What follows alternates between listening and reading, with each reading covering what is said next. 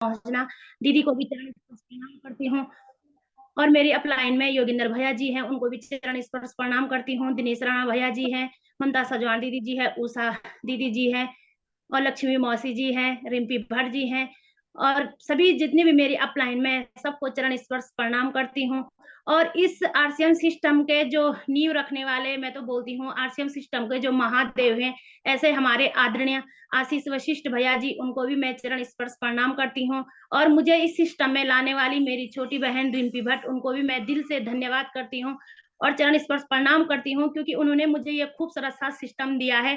क्योंकि ये सिस्टम ऐसा लगता है साथियों कि हम सिस्टम नहीं, हम बिजनेस नहीं कर रहे हैं, हम इंजॉय कर रहे हैं और इस सिस्टम में हमें हर चीज सीखने को मिलती है, हमें अपने आप पे परिवर्तन करने का हमें मौका मिलता है और सबसे पहले धन्यवाद करती हूँ आज लक्ष्मी मौसी जी का, जिन्होंने मुझे आज 2 शब्द बोलने के लिए देखा कि मतलब ये इस काबिल है कि 2 शब्द बोल पाऊँगी। साथियों बीच में मैं मतलब इस सिस्टम से दूर रही, लेकिन फिर भी घबराहट इतनी हो रही थी कि टाइम का पता ही नहीं चला कि कब गया और इसी कारण आज तैयारी भी नहीं कर पाई क्योंकि घर में अकेले थी, तो अब भी आ रही हूँ मैं भी और मौसी ने मुझे बोला मैं मना भी नहीं कर पाई, इसीलिए ज़्यादा कुछ नहीं बोलूँगी क्योंकि धन्यवाद करती हूँ अपनी ग्रेट अपलाइनों का और साथियों सिस्टम में सच में अगर हम ज़ूम ऐप से दूर जाएँगे, तो हमारे अंदर नेगेटिविटी ज़रूर आती है साथियों, ये मैं भी अपने दिल से कहती हूँ और ये मुझे भी लगता है, मैंने भी समझा है इस चीज़ को और ज़्यादा नहीं बोलूँगी। आज हमारे बीच में लक्ष्मी मौसी जी आ रहे हैं, जो जिनकी कहानी इतनी अच्छी है कि मतलब मौसी को देख के तो मुझे भी बहुत बार मौसी जब मैं सिस्टम से दूर गई, तो मौसी ने मुझे बोला कि न तू कर सकती है। तो जब अपलाइन ऐसे बोलती हैं कि एक उम्मीद सी जग जाती है, समय-समय पर मुझे कॉल करते रहते थे और आज सुबह जब बोला तो मैंने कहा यार मैंने क्या बोलना, मौसी ने बोला यार तू जो भी बोल पर तुझे बोलना है, तो मना भी नहीं कर पाई और वेलकम करती हूँ मौसी का, लक्ष्मी मौसी जी का बहुत-बहुत धन्यवाद। Most welcome. थैंक यू सुमन, बहुत-बहुत धन्यवाद। आपने मुझे यहाँ पे इनवाइट किया और आवाज़ आ रही मेरी? आ रही है दीदी, आ रही थैंक यू और सबसे पहले सभी को मेरा प्रणाम और जय आरसीएम और सबसे पहले सिस्टम के अकॉर्डिंग मैं अपना नाम परिचय कर दूं। मैं लक्ष्मी नेगी रुद्रप्रयाग डिस्ट्रिक्ट के उखीमठ से बिलोंग करती हूं और सीख रही हूं, जी रही हूं इस खूबसूरत से सिस्टम को अपने ग्रेट गुरुओं के माध्यम से उनके सानिध्य में और जैसे सुमन राणा बहन ने कहा कि एंजॉय कर रहे हैं तो वही साथियों हम यहाँ पे एंजॉय कर रहे हैं और सबसे पहले इस मंच के माध्यम से मैं प्रणाम करना चाहूँगी हमारे आदरणीय गुरुदेव जो इस हमारी टाइगर टीम के जनक हैं, प्रणेता है, आदरणीय आशीष वशिष्ठ सर को मैं इस मंच के माध्यम से प्रणाम करना चाहूँगी। हमारी जो टाइगर टीम की आन बान शान है, सुषमा मैडम जी, उनको भी मैं इस मंच के माध्यम से प्रणाम करना चाहूँगी। और हमारे सभी साथियों के जो हमारे सीनियर अपलाइन हैं, मैठाणी सर, उनको भी मैं इस मंच के माध्यम से प्रणाम करती हूँ। और मुझे इस सिस्टम में लाने वाली ये खूबसूरत सा परिवार देने वाली रिम्पी भट्ट का भी मैं तहे दिल से धन्यवाद करती हूँ और जितनी भी मेरी सारी अपलाइनें हैं उनको भी मैं इस मंच के माध्यम से प्रणाम करती हूँ। जितनी मेरी लाइफ लाइन है, डाउन लाइन है और जितने साथी यहाँ पे भी बने हैं, सभी को मेरा प्रणाम, जय आरसीएम। और साथियों आज लीडर्स की कहानी जुबानी का जो 8वां ये सीरीज हमारी चल रही है तो मेरी कहानी तो ख़ैर ऐसी विशेष कुछ ज़्यादा है नहीं और सुमन राणा बहन ने तो कह दिया लेकिन और सुमन राणा बहन को भी बहुत-बहुत बधाई। बहुत अच्छे से उन्होंने यहाँ पे होस्टिंग की है और हमेशा करती हैं। वो कह रही हैं कि सिस्टम में कुछ दिनों मतलब हो जाता है, कोई बात नहीं कि कभी कुछ प्रॉब्लम आ जाती है इस वज़ह से। लेकिन बहुत ही मतलब गज़ब की उन्होंने शुरुआत की है और हमेशा ही अच्छे से वो शुरुआत करती हैं। लेकिन मेरी कोई उतनी विशेष कहानी तो है नहीं। लेकिन जो मैंने यहाँ पे सीख रही हूँ और सीखा है, वही मैं 2-4 शब्द आप लोगों के साथ शेयर करूँगी और जो भी मतलब कुछ गलतियाँ होंगी तो माफ़ी भी चाहती हूँ। और साथियों आरसीएम ये कहूँगी कि आरसीएम से सबसे पहले तो ये है कि सर हमारे जो आदरणीय गुरुदेव हैं, वो कहते हैं, कहानी उसी की बनती है जो कुछ न कुछ करता है। और सब हम यहाँ पे जितने भी साथी बने हुए हैं, वो हर किसी की कहानी बनेगी और हर किसी की कहानी होगी। अपनी जीवन कहानी तो हर किसी की है, लेकिन हम मैं अपनी कहानी यहाँ पे हमारी यहाँ पे वही कहानी होगी जब से हम आरसीएम हमारे जीवन में आया। तो आरसीएम मेरे जीवन में तो ख़ैर मैं पहले भी कई बार बता चुकी हूँ, और जो भी यहाँ पे नए साथी होंगे, आरसीएम में मैं कैसे आई, ये सारा श्रेय जाता है रिम्पी भट्ट को। रिम्पी भट्ट फर्स्ट जब यहाँ पे हमारे पड़ोस में रहती थी अपने बच्चों को पढ़ाने के लिए, तो वहीं पे उनसे मुलाकात हुई। भले हम एक ही क्षेत्र के हैं, लेकिन कोई उनके साथ पहचान नहीं थी, कुछ भी नहीं था। तो जब यहाँ पे हमारी पड़ोस में वो रहती थी, तो काफ़ी टाइम तक वो रहती थी। फिर मैं पहले जब तक जानकारी नहीं थी, तो ये कहूँगी कि जब वो आरसीएम में जॉइन हुई होगी, तो थोड़ा मतलब हम जैसे अपने हमारी तो एक छोटी-सी दुकान है, तो वहाँ पे हम बैठते थे, वो भी हमारे साथ बैठती थी, खूब गप्पे-सप्पे लड़ाते थे, मज़ाक करते थे। तो जब वो आरसीएम बोलती थी, तो उस समय सच में वो भी बोलती है और मैं भी बोल रही हूँ। तो एक गुस्सा-सा आता था, क्यों? कि हमारी खुद यहाँ पे एक छोटी-सी दुकान है, जिसके पीछे हम मतलब हमारा जीवन 5 जनों की हमारी फैमिली है, और वो उसी दुकान के पीछे हम चल रहे हैं। और अजीब-सा लगता था यार कि हमारे यहाँ पे खुद दुकान होने के बावजूद और ये कह रही है कि आरसीएम। मतलब ये लगाओ कि आरसीएम मैं पूरा भी नहीं सुनती थी, वो आर-सी करती थी, मैंने कहा यार रहने दे, कुछ नहीं है। सच बताऊँ तो मैंने मतलब जैसे कई लोग बोलते हैं कि पहले से लोग कहते हैं कि आरसीएम बहुत पहले है, हमने सुना है, करके छोड़ दिया, लेकिन मैंने नहीं सुना था। मैंने अपने जीवन में तब तक नहीं सुना था जब तक मैं आरसीएम में मतलब या तो रिम्पी के मुँह से सुना या खुद जॉइन हुई तभी जाना कि आरसीएम चीज़ क्या है। तो उसने कहा कि आरसीएम, तो उस समय हम सुनते तक भी नहीं थे उसकी बातें। तो फिर ऐसे चलते रहे वो, फिर मतलब ये कोरोना काल के दौरान जो ये मेरी जॉइनिंग है 19 फरवरी 2021 की। तो जब मतलब फिर कोरोना हो गया, वो भी मतलब छुट्टी स्कूलें सारी बंद हो गई, वो भी घर चले गई। तो ख़ैर जो भी उसके साथ वो उसने बता ही रखा है अपनी कहानी के बारे में। तो फिर वो जब यहाँ से घर गई, तो फ़ोन नंबर तो हमारा एक-दूसरे के पास था ही, तो उसने घर से मुझे फ़ोन करना शुरू कर दिया। पहली बार फ़ोन किया तो बातें तो 1 डेढ़ घंटे तक लंबी चलती गई। तो मैं भी जैसे कहीं बाहर घर से बाहर निकल गई, तो रिम्पी के साथ बातें करके करते काम कुछ नहीं करना, लेकिन घर पहुँच जाती थी। तो पहली बात तो वो पूरी बातें जो मतलब आज की डेट में जो हम अपने जिनके साथ हम बात करते हैं आरसीएम की, उनको भी हम वही वैसे ही बताते हैं जैसे रिम्पी ने मुझे बताया था। लेकिन मैं सोचती हाँ, ठीक बोल रही है, तो लेकिन सोचूँगी, देखूँगी खैर। फिर न एक जवाब होता था मेरा कि यार रिम्पी, मैंने क्या करना है आरसीएम में जुड़ के, मेरी तो खुद की दुकान है। वो भी कहती थी हाँ मौसी, ठीक बोल रही तू। फिर 10-15 दिन बाद उसका फ़ोन फिर आता है मुझे। फिर बोला उसने मौसी सोचा कुछ क्या करना, तो फिर वही कहानी वो बताती गई मेरा लास्ट में। फिर मैंने कहा उसमें उसके बीच में मैंने दूसरी बारी में कहा कि यार मैं पूछूँगी किसी को, मतलब अब जैसे अपने भाई को पूछूँगी, बहन को पूछूँगी, तो ये तो पूछा मैंने दूसरी बारी में अपने भाई को पूछा, तो भाई ने कहा तू आरसीएम किस आरसीएम के बारे में बात कर रही है? अरे वो बहुत पहले था और ऐसा कुछ नहीं है, कुछ मत कर, मत पड़ ऐसे लफड़ों में। जैसे कि हमारे आदरणीय गुरुदेव कहते हैं ना कि बीच में राई बहादुर कहीं मिलते रहते हैं, तो लेकिन मुझे जॉइनिंग से पहले ही राई बहादुर मतलब मेरे भाई ने कहा ऐसा कुछ है, ऐसा पचड़ों में पड़ने की ज़रूरत नहीं है तुझे। तो मैंने कहा ठीक है, फिर मैंने रिम्पी को भी सच बताया कि यार मेरा भाई ऐसे-ऐसे कह रहा है। तो फिर मेरा वही जवाब होता था कि यार रिम्पी, मेरी तो दुकान है। तो फिर तीसरी बार रिम्पी का फ़ोन ऐसे ही 10-15 दिन बाद मुझे आया, तो रिम्पी ने कहा मौसी क्या करे? तो फिर मैंने कहा यार रिम्पी, अब फिर भी मैंने कहा मैं पूछूँगी मौसा जी को वो क्या कहते हैं। तो जिस दिन मतलब ये है कि 19 फरवरी को मेरी जॉइनिंग हुई और 20 फरवरी को हमारी बात हुई। 18 फरवरी को हमारी बात हुई थी। तो 18 की शाम को दिन मतलब टाइम तक मुझे याद है कि हमारे ऐसे ही 11 बजे से लेकर और 12 साढ़े 12 बजे तक डेढ़-डेढ़ घंटा बात ही चलती थी। तो उसने मैंने कहा ठीक है मैं पूछूँगी। तो फिर मैंने शाम को हम रात में जब रात का खाना खा रहे थे, खाना खाते समय मैंने इनको बोला मतलब नेगी जी को बोला कि यार रिम्पी का फ़ोन आज भी आया था, क्या करना है? उन्होंने उनका तो ख़ैर मतलब अब जब मैं जॉइन हो गई तो पूरा सहयोग मेरे साथ आरसीएम में है, और उनका मतलब यही रहता है भई तू कुछ भी काम करती, मैंने आज तक तुझे कभी मना भी नहीं किया, और तेरे निर्णय जो होते हैं अभी तक जो भी निर्णय लिया तूने गलत कभी कुछ भी नहीं हुआ, तो तू जो करती है कर ले।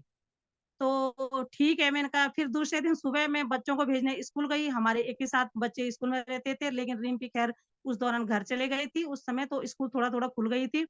तो 19 फरवरी की बात है और सुबह मैं बच्चों को भेजने स्कूल गई और 9 बजे के करीब मैं वापस हुई, तो मैंने अपनी बेटी के साथ बात शेयर भी कर रही थी कि वापसी में आज रिम्पी के साथ बात करती हूँ कि चल यार क्या करना है, जॉइनिंग तू आरसीएम कह रही है तो लगा देती हूँ। तो मैं वापसी में आधे रास्ते पे थी, तो रिम्पी ने कहा कि मैंने सीधा फ़ोन किया रिम्पी को, तो फ़ोन तो एकदम उठा दिया रिम्पी ने, क्योंकि जहाँ तक अब मतलब जो उस बात उसके साथ उन दिनों थी वो अब हम सोचते हैं, क्योंकि जिनके साथ हम नए लोगों के साथ बातें करते हैं, तो किसी की अगर कॉल बैक आती थी, यार क्या पता ये जॉइनिंग के लिए कह रहा होगा। तो रिम्पी ने तुरंत कॉल उठाई, तो रिम्पी मैंने कहा यार क्या कह रही थी तू, क्या करना है मुझे अब चल बता। तो उसने कहा मौसी करना कुछ नहीं है, आधार कार्ड। मैंने कहा कहाँ भेजना, क्या भेजना? कि कुछ नहीं भेजना, तो कि व्हाट्सएप करना है। तो मेरे पास उस समय फ़ोन तो था, लेकिन मतलब उसमें मैं नेट पैक तक नहीं डालती थी, क्योंकि मुझे कुछ इन चीज़ों से कोई मतलब था भी नहीं पहले। ना मैं व्हाट्सएप चलाती थी, ना फ़ेसबुक, कुछ भी नहीं चलाती थी, लेकिन फ़ोन तो था मेरे पास। तो कि मौसा जी का फ़ोन है, उसमें तो ख़ैर नेट पैक रहता ही था। तो व उन उनके फ़ोन से तू अपने सारे वो जो भी है मेरा नंबर मौसा जी के पास है, तो उसमें मुझे व्हाट्सएप कर दे, जो भी ये डॉक्यूमेंट हमारे लगते हैं। फिर मैंने घर आके तुरंत इनको बोला, तो इनका तो काम ख़ैर तुरंत का होता है, फिर इन्होंने कहा नाश्ता भी नहीं किया और तुरंत रिम्पी को हमने अपने डॉक्यूमेंट डाल दिए। डॉक्यूमेंट डाले तो उसने कहा कि मौसी ओटीपी आई होगी तो बता दे, फिर ओटीपी बताई, तो उसके बाद कि कल तक सामान पहुँच जाएगा। मेरी जॉइनिंग लगी है ₹1000 में, उस समय 1000 की खरीदारी करनी पड़ती थी। तो ₹1094 की मेरी खरीदारी हुई थी और रिम्पी ने कहा कि मौसी कल तक आपके पास सामान पहुँच जाएगा और एक तेल का डिब्बा और चाय पत्ती, नमक, ऐसा ही कुछ जो भी आइटम लाई थी वो था। तो मैंने कहा ठीक है, चलो मैंने कहा ये भी हो गया। उसके बाद जैसे खैर प्रक्रिया जो होती है, ग्रुप में वेलकम, ग्रुप में ऐड किया तो बहुत कुछ मतलब कभी ग्रुप देखा नहीं था, तो ये देखने को मिल गया। तो मतलब उसके बाद फिर नेट पैक अपने फ़ोन में भी डालना शुरू कर दिया, व्हाट्सएप चलाना शुरू कर दिया, जबकि मुझे इस चीज़ से पहले कुछ नहीं था ये चीज़ें। तब उसके बाद उन्होंने फिर ये प्रक्रिया चलती रही। तो उसके बाद फरवरी, मार्च, अप्रैल और मई में फिर नहीं, रिम्पी ने मेरी बात सुषमा मैडम जी से करवाई, योगेंद्र रावत जो भाई जी हमारी अगस्त मुनि से उनसे करवाई, आदरणीय जो हमारे गुरुदेव हैं उनसे करवाई, वशिष्ठ भैया से। तो कि सबके साथ बातें तो फिर मैंने कहा कि सर मुझे करना कुछ नहीं आता, कोई मैं किसी को जानती भी नहीं हूँ ज़्यादा और मुझे कुछ नहीं करना है। तो रिम्पी ने बोला कि जॉइनिंग लगा दे, तो मैंने लगा दी, बाकी आगे मुझे कुछ करना मुझे मुझे आता ही नहीं तो करना क्या है? मैं जानती तक नहीं किसी को। तो सबने मतलब एक तरफ से जैसा सभी को हौसला मिलता है, मुझे भी मिला कि नहीं आप बहुत बड़ा काम कर सकते हैं, ये काम। मैंने कहा बड़ा काम कैसे कर सकती हूँ मैं? मुझे तो कुछ आता ही नहीं है और मेरी जान-पहचान भी इतनी ज़्यादा थी नहीं। तो फिर पर इतना किया मैंने, जैसे-जैसे अपलाइन ने मुझे बताया वैसे-वैसे मैंने काम किया। तो मई का महीना था और मई के महीने में बोला कि डिस्प्ले वॉल पे मेरी बात हो गई कि मतलब ये लोग सुषमा मैडम जी और रिम्पी भट्ट, वसीर भैया वो कहने लगे मेरे कि यार डिस्प्ले वॉल। मैंने कहा वो क्या होता है? कि उसमें एक छोटी-सी आपके घर में एक अलमारी के बराबर एक छोटी-सी दुकान होती है, उसमें ₹10,000 लगाने पड़ते हैं और तुम्हारे पास बिलिंग करने की पावर आ जाएगी। मैंने कहा यार अब ये क्या होता है? फिर इनको पूछा नेगी जी को, नेगी जी ने कहा कि आप ₹10,000 लगाने, पहले उन्होंने कहा कि 1000 में जॉइनिंग लगेगी, अब ₹10,000 लगाने की बात कर रहे हैं। तो फिर 2-4 दिन तक ये बात चलती रही, फिर मैंने कहा क्या करना है? तो उन्होंने कहा कि नहीं, मौसी कोई भी खतरा नहीं है इसमें और सुषमा मैडम जी और हमारी कॉन्फ्रेंस में बातें चलती रही कि कुछ नहीं होता, अगर कुछ नहीं होगा तो 10,000 का सामान आप अपनी आईडी पे पर मंथ चढ़ाते रहना, जितने आपकी इच्छा होगी वो चढ़ाते रहना। तो मैंने कहा ठीक है। उसके बाद अ, 8 मई का दिन था और 8 मई को भंडारी जी से 7 या 8 मई को मेरा डिस्प्ले नंबर बन गया था और 8 मई को मैंने सुबह 9-10 बजे मैंने भंडारी जी को ₹10,000 ट्रांसफर कर दिए थे। उन्होंने कहा कि अगर हो सकता है तो एडवांस पैसा भेज दो फिर सामान है। मैंने कहा ठीक है, कोई बात नहीं। तो ₹10,000 भेजी तो मेरा बिल उस समय शायद 11,000 के आस-पास बना था और 15-16 मई के पास मेरे पास सामान पहुँच गया था डिस्प्ले वॉल का और 19 मई मेरे बेटे का जन्मदिन था, उस दिन मैंने डिस्प्ले वॉल की ओपनिंग की थी। तो ओपनिंग में एक छोटी-सी हमने वीडियो बनाई, कुछ फ़ोटोज़ लिए थे, तो वो ग्रुप में डाले, तो उस समय भी बहुत चर्चाएँ हुई। हमने कहा यार ये सिस्टम क्या है? हमें एक छोटा-सा अपने घर के अंदर करें, ये तो इतना फैल रहा है। तो मतलब है ही ये इतना अनोखा सिस्टम कि जो आज तक हमने अपने जीवन में मतलब कुछ सोचा नहीं था, वो हमें सब कुछ यहाँ मिल रहा है। मतलब हर चीज को देख के लगाएंगे तो मतलब फैमिली इतनी प्यारी फैमिली है कि शायद किसी किसी लोगों के घर में भी इतनी प्यार मोहब्बत नहीं होती जितनी हमारी आरसीएम फैमिली में है। एजुकेशन में के मामले में जो शायद मैं तो कहती हूँ कि मैंने जो शिक्षा अपनी एजुकेशन में जितनी मैं पढ़ी लिखी हूँ, उसमें नहीं देखी जो एजुकेशन मुझे यहाँ पे मिलती है। मुझे बहुत ही बढ़िया ये सिस्टम लगता है। और उसके बाद डिस्प्ले वॉल भी खुल गए और डिस्प्ले वॉल खुलते ही 19 मई को मेरी डिस्प्ले वॉल की ओपनिंग थी और मई में ही मैं बिगिनर बन गई थी क्योंकि अप्रैल से थोड़ा मैंने नेटवर्क पे काम करना शुरू कर दिया था और मई में थोड़ा ये है कि मई में रिम्पी ने मतलब सबकी प्लानिंग जैसे अपलाइन हर किसी के साथ प्लानिंग करते हैं कि तुम्हें मई में बिगनर निकालना है। तो मैंने कहा वो बिगनर क्या होता है कि ऐसे-ऐसे आप कोई बात नहीं आप बात करो। तो उस समय ये है कि जॉइनिंगें भी आती गई और मैंने 5-7 जॉइनिंगें लगाई और अपनी मतलब अपनी मेरी फरवरी मार्च से मेरा 25-26 दिन वॉल्यूम करना मैंने शुरू कर दिया था। फरवरी में जॉइनिंग लगी थी और 25-26 दिन बोले मैंने अप्रैल से ही शुरू कर दिया था और उस समय भी डायमंड क्लब करना शुरू कर दिया था मैंने डिस्प्ले वॉल खोलने के बाद। तो मई में मेरा फिर डिस्प्ले वॉल ओपनिंग भी हुआ और बिगनर भी निकली। उसके बाद प्रक्रिया चलती गई तो मतलब बहुत ही अच्छा तब इसमें लगने लग गया कि वाक़ई में इतना अच्छा सिस्टम है, एक-दूसरे को बताने लग गए। कई लोग यहाँ पे मतलब नाम भी रखने लगे यार आरसीएम आरसीएम लगी रहती है, ये करती है, वो चले हमने कहा कुछ कोई बात नहीं क्योंकि हम सिस्टम से जुड़ गए थे। और सिस्टम में सीखना शुरू थोड़ा-थोड़ा अभी भी ख़ैर सीखने के लिए तो हमारे जो आदरणीय गुरुदेव राकेश शर्मा सर कहते वो कहते हैं कि मैं अभी इस बिज़नेस को सीख रहा हूँ, तो उनके आगे हम तो ख़ैर कुछ भी नहीं है। तो जहाँ से फिर शुरू किया और लोगों को बताना शुरू किया। फिर मतलब जैसे मतलब ये किया कि जैसे अपलाइनों ने बोला कि ऐसे-ऐसे करना है, वैसे-वैसे करते कि अपने जो जानकारों की लिस्ट बनाओ। मैंने अपने जानकारों क्योंकि मैं कह रही हूँ कि मेरा फ़ोन में ज़्यादा काम मेरा था नहीं कॉन्टैक्ट नंबर भी ज़्यादा से ज़्यादा 80-90 तक रहे होंगे, 60 लोगों की मैंने लिस्ट बनाई। अपने जो मेरे फ़ोन में कॉन्टैक्ट नंबर थे 60 लोगों की मैंने लिस्ट बनाई और लिस्ट में मेरी यहाँ पे रखी हुई है अपनी डायरी और लिस्ट में मैंने लिख रखा है जिस मतलब किसके साथ मैंने बात की और किसने मेरे को हाँ बोला और किसने मेरे को मना किया। वो सब मैंने लिखा वाक़ई में साथियों जो अपलाइन बोलते हैं वो बात अगर हम फ़ॉलो करेंगे तो हमें कामयाब होने से कोई रोक ही नहीं सकता और करना वही है जो अपलाइन कहेंगे। अपने मन से, अपने दिमाग से अगर हम चलेंगे तो कुछ हम ज़्यादा बड़ा नहीं कर पाएँगे। चालाकी थोड़ा समय तक चलती है, लेकिन ज़्यादा नहीं चल पाती। तो जैसे-जैसे मुझे अपलाइन ने बोला वैसे-वैसे मैं करती गई और अपने लिस्ट पे थोड़ा बहुत काम करना शुरू किया और ज़्यादा तो ख़ैर कुछ सीखा नहीं था, लेकिन जैसे-जैसे बोलते गए वैसे बनती गई और जहाँ तक कि बिगिनर, स्टार्टर, ओपनर तक ये समझ नहीं आया कि होता क्या है? लेकिन धीरे-धीरे जब बिज़नेस थोड़ा जानकारी होने लगे कि इतना इतने करके रनर होता है वो ईगल होता है, इतने में ओपनर होता है, तब थोड़ा बहुत समझ में आने लगे बिज़नेस का।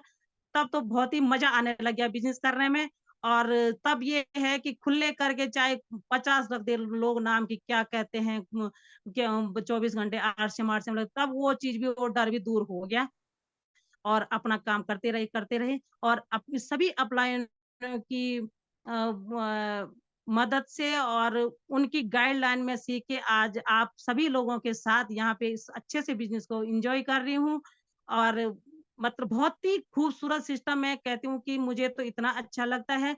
कोई बात नहीं अगर कभी उतार-चढ़ाव अगर आ भी रहा है तो ये समझो कि हमारे जीवन में उतार-चढ़ाव आ रहे हैं। बिज़नेस में नहीं हर किस कौन-सा काम है जिसमें उतार-चढ़ाव नहीं आता है।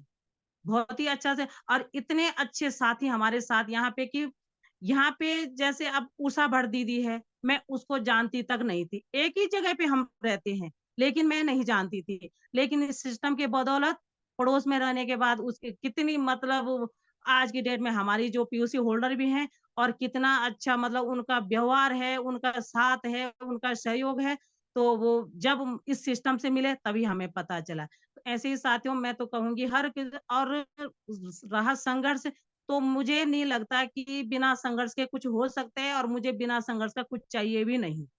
क्योंकि रिम्पी भट्ट को मालूम था जब वो मेरे पीछे लगी रही कि मौसी आरसे में जुड़ जाए क्योंकि उसको पता था कि ये मतलब मैं अपने मुँह से तो क्या कहूँ लेकिन मेरा ये था मेरे अपने मन से पहले से लेकर अभी तक ये रहा कि मुझे फालतू रहना बिल्कुल पसंद नहीं था। और फालतू रहना मैं कुछ ना कुछ करती रहती थी, कुछ ना कुछ, कि ताकि कुछ ना कुछ करके, और हम कहते हैं ना, कोई कहता है कि यार मुझे पैसों की कमी नहीं थी, तो पर मुझे ये था, कुछ करना था। लेकिन कमी तो किसी के पास नहीं होता, लेकिन जब साथियों हम कुछ काम करते हैं, तो अगर हमको उसका फल ना मिले ना, थोड़ा अंदर ही अंदर एक बुरा भी लगता है, यार मैंने इतनी मेहनत करी और मुझे फल नहीं मिला सही सा। तो कहने का मतलब ये है कि मैं ये नहीं कहूँगी कि मैं बिज़नेस अपनी खुशी या कोई भी काम अपनी खुशी के, मुझे उसका फल से, या मैं कोई काम करी उससे मुझे पैसा आए, वो मुझे मतलब नहीं है, मुझे ज़रूरत नहीं है। हर किसी को ज़रूरत है, हर किसी को मतलब है, लेकिन किसी को ये होता है कि फिर ये भी तो देखना है कि हमें खाली इस सिस्टम में खाली पैसे के लिए थोड़ी काम करना है। इसमें प्यार प्रेम देखो, मान-सम्मान देखो, आज कितने मतलब जिनको हम कभी जानते तक नहीं, उनके साथ हम कहीं पे अगर हम किसी सेमिनार में जाते हैं और उनके साथ अगर एक फ़ोटो भी अगर हम ले रहे हैं, तो वो हमारा सौभाग्य है। क्योंकि वो ना वो हमें जानते थे, ना हम उनको जानते, लेकिन इस सिस्टम की बदौलत वो हमें मिले हैं। और ये हमारा सौभाग्य है कि इतना प्यारा-सा सिस्टम हमें मिला है, और सभी मैं कहूँगी यहाँ पे सौभाग्यशाली लोग हैं, जो इस सिस्टम में आए हैं, और साथियों टिके रहना है और सीखना है। कुछ ज़्यादा काम नहीं है, क्यों कहते हैं कि हम उन गुरुओं के चेले हैं जो तूफानों से खेले हैं। तो साथियों, संघर्ष तो हमारी अपलाइन ने किया है। संघर्ष आदरणीय आशीर्वादी सर ने किया है, जिन्होंने कि जंतर-मंतर पे 9 महीने तक धरना दे रखा है। इस सिस्टम को, इस बिज़नेस को बचाने के लिए हमने क्या किया? हम क्या कर रहे हैं? हमें क्या कि भई ये सिस्टम बहुत कठिन है, हम नहीं कर सकते हैं, लोग मना कर रहे हैं, कोई बात नहीं, मना कर रहे हैं तो किसको नहीं मना किया? अभी पिछले महीने वहाँ पे अगस्त में मीटिंग हुई थी, जो डिंगरा सर वहाँ पे आए थे, वो जब वहाँ पे बता रहे थे, तो हम कहते हैं कि यार खाली हम ही को मना कर रहे हैं। उनको भी मना किया है। राकेश शर्मा सर को क्या किसी ने मना नहीं किया? गुलाटी सर को क्या किसी ने मना नहीं किया? आशीष सर को क्या किसी ने मना नहीं किया? सबको मना करते हैं, लेकिन इस सिस्टम में शायद वही रहेगा जिसका सौभाग्य होगा। कहते हैं कि जिस पे परमात्मा की नज़र होगी। आज हमारे लिए एग्ज़ाम्पल तो हमारी खुद टीम के अंदर है। सुषमा मैडम जी को क्या पैसों की कमी थी? क्या उनको किसी ने मना नहीं किया? लेकिन आज हमारी इतनी मतलब टाइगर टीम नहीं, पूरी हिंदुस्तान की मॉडल बन रखी है सुषमा मैडम जी। हमारे आदरणीय आशीर्वाद सर का, उनका इतनी अच्छी एजुकेशन अगर हम इस सिस्टम में नहीं आते तो कहाँ से मिलनी थी? हमें तो वो जानकारी कुछ थी ही नहीं जीवन में, जो आज हमें हमारे गुरुदेव देते हैं। मैं तो धन्य करती हूँ कि बहुत-बहुत धन्यवाद करती हूँ मैं रिम्पी का, कि वाक़ई में उसने ये सिस्टम दिया।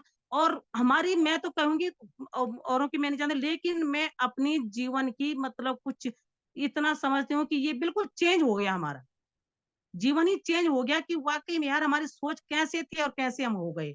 और आगे भी मैं चाहूँगी कि पूरा जितना भी हो सकेगा तो हम इसको सीखने की कोशिश करना है और इसमें टिके रहना, तभी जाके हम आगे बढ़ेंगे। और कहते हैं कि बिज़नेस, आरसीएम बिज़नेस सरल है पर आसान नहीं है। आसान क्यों नहीं है? आसान ये है कि हम सीखने की ओर फ़ोकस नहीं रखते हैं। हम जैसे अपलाइनें बोलते हैं वैसे हम काम नहीं करते, इसलिए हमें आसान नहीं लगता है कि आसान नहीं है, भई कठिन है। कठिन कुछ नहीं है, कठिन तो हमारे आशीष सर हमेशा ही बोलते हैं कि जिस दिन हमने फर्स्ट दिन रोटी बनाई थी, उस दिन सीधे गोल थोड़ी बनी होगी। उसको हमने जब सीखा, कभी टेढ़ी बनी हुई, कभी कैसी, तब जाके जब सीखा होगा तभी वो गोल बनी। तो वैसे ही ये सिस्टम है, साथियों सीखेंगे तो एक दिन आप लोग, हम लोग सब आगे बढ़ेंगे और बहुत बड़ा काम इसमें हमें करना है। और कहानी में तो ख़ैर मेरा ज़्यादा कुछ था नहीं, लेकिन जो भी था मैं यही था कि भई जैसे-जैसे अपलाइन ने मुझे कहा वैसे-वैसे मैंने किया। और सब कुछ देता है सिस्टम। जब मेरी जॉइनिंग लगी थी तो उस समय मेरी जो इनकम आई थी 1094 की, मैंने जॉइनिंग 1094 की मेरी फर्स्ट जॉइनिंग लगी थी, तो इनकम मेरे को उसमें ₹46 आई थी। और हाईएस्ट इनकम में मैं बात करूँ तो जब मेरी स्टार पिन गई थी तो उस समय 20,600 प्लस मेरे पास इनकम आई। तो क्यों नहीं देता? क्या नहीं देता ये सिस्टम? सब कुछ। और मान-सम्मान, आज हमें राकेश शर्मा सर हमको जानते हैं। कैसे जानते हैं? घर की तरफ से थोड़ी जानते हैं। जब हम इस सिस्टम में आए, इस सिस्टम में हम टिके रहे और सीख रहे हैं, तभी आज उनके साथ हमारी पहचान है। गुलाटी सर हमको कहाँ से जानते, आज कभी फोन कॉल गुलाटी सर की हमें आ जाती है। नहीं तो गुलाटी सर कौन थे हमें क्या पता था, लेकिन इस सिस्टम की बदौलत और बहुत कुछ मिलेगा, बहुत कुछ मिलेगा साथियों, अगर हम इसमें टिके रहें और सीखने का हर समय प्रयास रखें। ये नहीं कि यार कल की मीटिंग में भी वही हुआ था, आज की भी, परसों भी वही होता, आज वही करके आज रहना मीटिंग में। घर बैठे हमको मीटिंग मिल रही है। घर बैठे अब वो कहते हैं ना कि अच्छा कोरोना हमारे लिए एक तरफ से वरदान भी साबित हुआ। क्योंकि अगर वाक़ई में अगर कोरोना नहीं होता, ये ज़ूम मीटिंग नहीं होती तो शायद मैं भी इस सिस्टम में नहीं होती। क्योंकि बाहर जाने का मेरे पास भी ज़्यादा टाइम नहीं होता है। एक छोटी-सी दुकान है।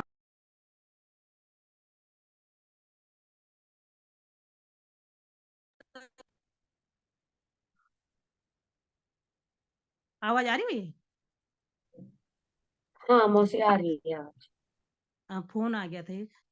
तो ये सिस्टम सिस्टम वो कोरोना नहीं आता तो शायद मैं भी इस सिस्टम में नहीं होती, क्योंकि बाहर जाने का मेरे पास भी टाइम नहीं है। तो अगर हम इस ज़ूम पे ही इतना कुछ सीख सकते हैं, तो बाहर जाना भी ज़रूरी है, ये नहीं कहूँगी कि मैं बाहर नहीं जाना, सेमिनारों में जाना हमेशा ही जाना भी ज़रूरी है, क्योंकि वहाँ से हमें कुछ मतलब फिज़िकल में भी देखने को मिलता है। लेकिन जो कहीं नहीं जा सकता वो ज़ूम पे तो आ सकता है ना, यहाँ से तो सीख सकता है। और हमने आज यहाँ पे 2 शब्द बोलने के लायक नहीं तो जब तक हम स्कूल में पढ़ते थे, तो एक आगे पे पीरियड बोलने के लिए भी हमें काँप ज डर लगता था, काँपते थे हम। यार आगे पे कैसे बोलना है?